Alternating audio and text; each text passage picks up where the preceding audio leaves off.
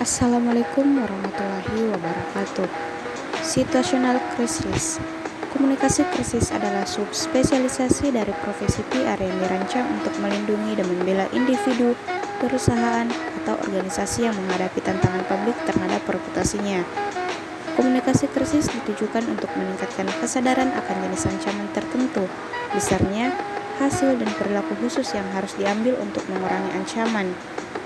Sarjana Komunikasi Timothy Combs mendefinisikan krisis sebagai persepsi tentang peristiwa tak terduga yang mengancam harapan penting, pemangku kepentingan, dan dapat berdampak serius pada kinerja organisasi dan menghasilkan hasil negatif.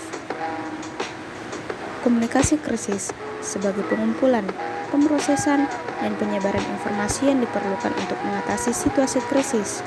Makna dapat dikonstruksi secara sosial, karena itu, cara pemangku kepentingan organisasi memandang suatu peristiwa, baik dari segi positif, netral, atau negatif, merupakan faktor utama yang berkontribusi terhadap apakah peristiwa tersebut akan menjadi krisis. Maka dari itu, manajemen krisis telah didefinisikan sebagai seperangkat faktor yang dirancang untuk memerangi krisis dan untuk mengurangi kerusakan yang sebenarnya ditimbulkan. Manajemen krisis seharusnya tidak hanya reaksioner, itu juga harus terdiri dari langkah-langkah pencegahan dan persiapan untuk mengantisipasi potensi krisis.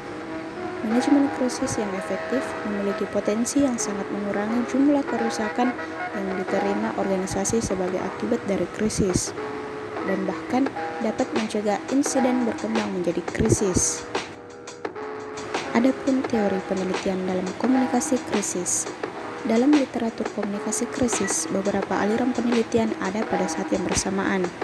Teori yang berbeda menunjukkan cara tertentu untuk melihat dan menjelaskan situasi krisis. Yang pertama adalah teori permintaan maaf, yang kedua teori perbaikan citra, yang ketiga teori komunikasi krisis situasional, yang keempat model komunikasi krisis yang dimediasi sosial, kelima model pemetaan krisis terintegrasi, yang keenam pendekatan berbasis kovariasi untuk komunikasi krisis, yang ketujuh wacana pembaruan, yang kedelapan teori arena retorika. Kemudian strategi tanggap krisis. Baik teori komunikasi krisis situasional maupun teori perbaikan citra mengasumsikan bahwa organisasi harus melindungi reputasi dan citra mereka melalui tanggapan yang tepat terhadap krisis.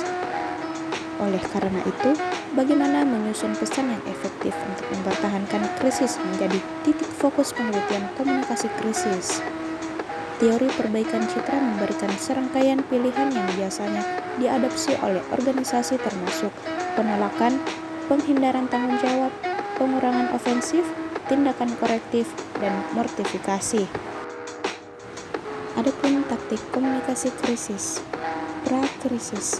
Yang pertama, meneliti dan mengumpulkan informasi tentang risiko krisis khusus untuk organisasi.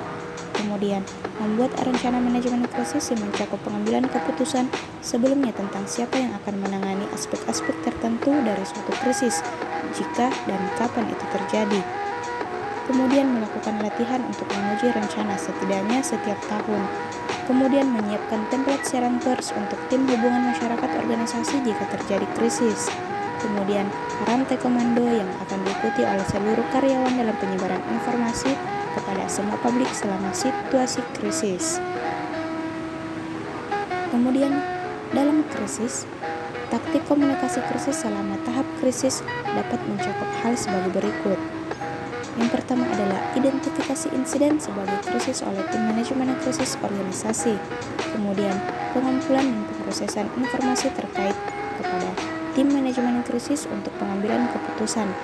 Kemudian, penyebaran pesan-pesan krisis kepada publik internal dan eksternal organisasi.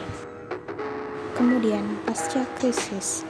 Timothy Combs mengusulkan bahwa komunikasi pasca krisis harus mencakup 5 langkah, yaitu pertama, menyampaikan semua informasi yang dijanjikan kepada pemangku kepentingan segera setelah informasi tersebut diketahui.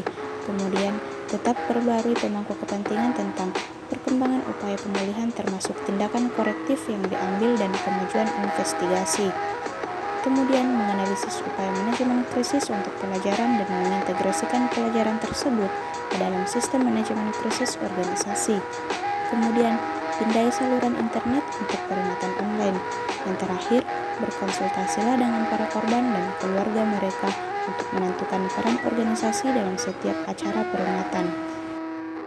Sebagai contoh kasus, di mana dugaan pelanggaran hukum oleh PT Indo Beras Unggulan atau PT Ibu, yaitu perusahaan yang memproduksi beras merek Magnus dan ayam jago. PT Ibu diisukan telah melakukan kecurangan dengan membeli harga gabah petani melebihi harga batas yang ditetapkan pemerintah. Meskipun perusahaan ini dinyatakan selamat dari krisis, namun kasus ini masih tergolong gagal karena belum mampu menghapus persepsi negatif di mata masyarakat. Hal ini disebabkan langkah yang diambil oleh PT Ibu cenderung melakukan strategi denial. Selain itu, PT Ibu juga tidak banyak memberikan pernyataan terhadap media. Cukup sekian dan terima kasih. Assalamualaikum warahmatullahi wabarakatuh.